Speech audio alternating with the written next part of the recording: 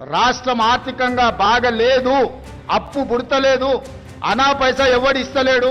ఎవరినైనా కలవడానికి పోతే బ్యాంకర్లు దొంగలను చూసినట్టు చూస్తున్నారు తెలంగాణ రాష్ట్ర ప్రతినిధులను. ఎవడు ఢిల్లీకి పోతే అపాయింట్మెంట్ కూడా ఇస్తలేడు, వీడు వస్తే చెప్పులు కూడా ఎత్తుకుపోతాడేమో అన్నట్టుగా ఆ పరిస్థితి ఉంది దేశం ముందల. నువ్వే ఎత్తేసినాక అన్నారు ఇక సేపు మా ఇంటికి వస్తే చెప్పులు ఎత్తుకపోయిటాయి. నీకు నువ్వే అంటివి, నా దగ్గర ₹1 నన్ను కోసుకోవాలంటివి. కోసుకోవాలన్నప్పుడు ఇక నువ్వు నేనేమనుకుంటాం, నేను మన ఇంటికి అత్తిడు ఏం లేవు అని నన్ను కోసుకోమంటుడు. ఈయనకి బాగా తెరపు నాకు ఎట్లా కడతాడు, ఈ చెప్పులు కూడా ఎత్తుకపోతాడు ఇస్తుంటాడు అనుకుంటాడు. తప్పది ఆడి చేసుకున్నదే కదా. ఇప్పుడు మన ముఖం మీద మనం చంపుకున్నట్టే. మరి అయ్యో మేము మా ప్రభుత్వం ఏముంది, మా తెలంగాణకు ఏముంది, మా దగ్గర ఏం తక్కువ ఉంది, అవసరమైతే 4 ఎకరాలు అమ్మి కడతాం కానీ బాకీ అని పోవాలి గిరి తెలివి. ఇప్పుడు మనం తెచ్చుకుంటలేమా, పిల్లల పెళ్లి చేసుకుంటున్నాం, 2 ఎకరాలు అమ్ముకుంటున్నాం, పైసలు లేనాడు కొనుక్కుంటున్నాం. అదేం పరిపాలన?